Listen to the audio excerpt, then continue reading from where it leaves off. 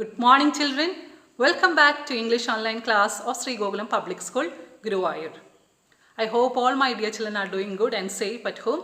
Yes? Okay, then let's get started. Let's start our today's session.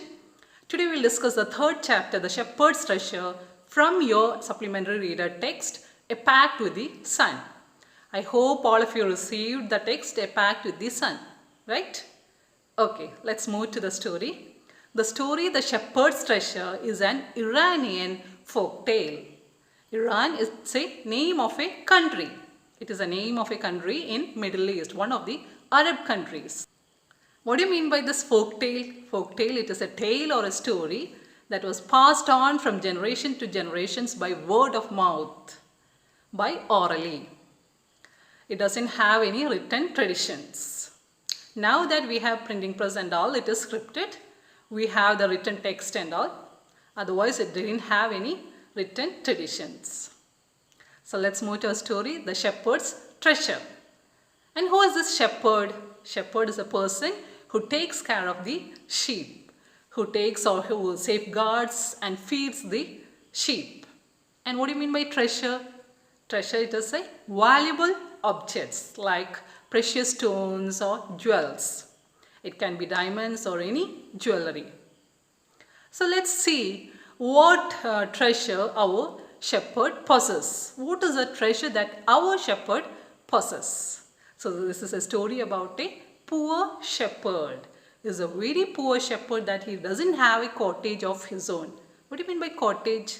A small house. So he is so poor that he doesn't have a house even. And he lives in a cave.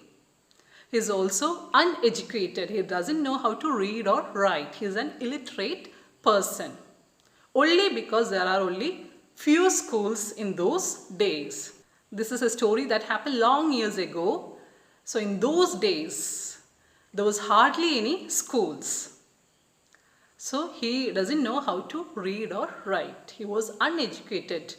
But our poor shepherd, he was an embodiment of wisdom. He was a very wise person. What do you mean by wise? Wise means a person who can take right decisions at the right time, at the proper time. Who can make fair and just decisions and who can judge things properly. By using their common sense, by using their general knowledge or by their experiences. So many people approached him to find out solutions for their problems because he could give them proper decisions or he could give them proper advices so that they becomes happy, they find solutions for their problems and they become happy and they return to their homes with a peace of mind. They get all their problems solved. Whatever difficulties they are facing will be solved when they reach or when they approach our poor shepherd. Our poor shepherd will solve all their problems and he will advise them how to face all these difficulties or problems with courage and common sense. His humble nature, his humility, his humbleness, his modesty, his friendly nature gained popularity in the country. He became a very famous person. He became so famous that even the king came to know about him. So one day, the king decided to meet him. But how can the king approach him? So the king decided that he will disguise as a shepherd. He will come in the form of a shepherd and visit this poor shepherd. So one day our king came to meet this poor shepherd. So where is our poor shepherd living? He is living in a cave. His house is in a cave. When the king came to meet this poor shepherd, the poor shepherd welcomed him and shared his meager meal. Meager meal means he had only a small amount of food left in his house. He even shared that meager meal with this king. And they took rest in the night, and in the morning the king asked his permission to leave to his house. So what was the reply of our poor shepherd? He said, "Thank you, Your Majesty, for paying a visit to my house." So this poor shepherd, he understood that the person who came in disguise of a shepherd was the king. The shepherd, this poor shepherd, recognized him. He thanked the majesty for paying a visit to his poor house. Now the king understood that whatever news was spreading about this poor shepherd, that he is so humble, that he is so wise, all the stories about this poor shepherd is true. He understood that this poor shepherd is such a wise person, and he decided that he need the service of such wise person, and he appointed this poor shepherd as the governor of a district. Then our poor shepherd, now he is a governor. Even after being a governor, he was that same person. He didn't change his behavior. There are some persons, when they attain great positions, great heights in life, they change their behavior. They become very proud or boastful about their position. But this poor shepherd, when he became a governor, he was that same person with that humbleness, that humility, that modesty, that friendly nature. He was fair and just to all that approached him, to all the people who approached him. He didn't show any kind of partiality towards anyone. He took fair and just decisions, and he was fair and just to all who approached him. So some governors, they grew terribly jealous of him. They couldn't tolerate his fame. So they decided to plan a plot against this governor, this newly appointed governor, this shepherd turned governor. And they complained to the king that he is carrying an iron chest with him. This iron box, it contained some portion of that tax that he collected secretly. And that iron chest, it contains some stolen money that he collected as part of the tax from people. So they complained to the king that he is an dishonest person and he cannot be trusted anymore. The king also has seen this shepherd, or this shepherd turned governor, carrying an iron chest with him. He had also seen that iron chest with this governor, newly appointed governor. So he decided to summon this governor.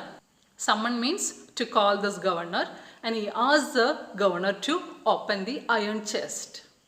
When the governor opened the iron chest, all the people who were surrounding there were astonished. Astonished means surprised. They were surprised by seeing the thing inside that iron chest. Can you guess what was there in that iron chest? It was an old blanket. So the king asked the shepherd, or the shepherd turned governor, why did he carry this, or why is he carrying this old blanket, this ragged thing in his iron chest? So the governor, newly appointed governor, said that it is his best friend, and he also said that even if the king dismiss him or remove him from this position as a governor, he at least have his blanket with him.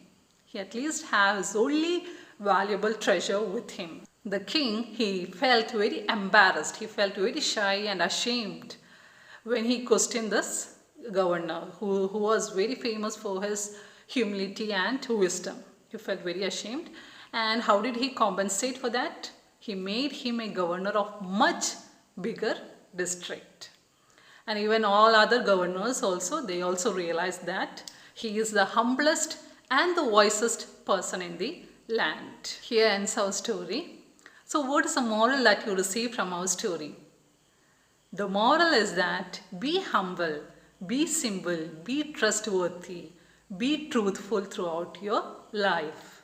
Never be so proud or boastful or arrogant or rude, even if you attain great heights in your life. Be always humble. So when we tell or when we discuss this story, are you reminded of any such great personality? Yes, APJ Abdul Kalam. He has become a newspaper boy to support his family's income. So from that stage, he attained a great height, the greatest height in our country. He became the 11th president of our country. Even though he became the president of our country, he was such a humble person. Even he was so famous for his humbleness or humility. Therefore, he was known as People's President.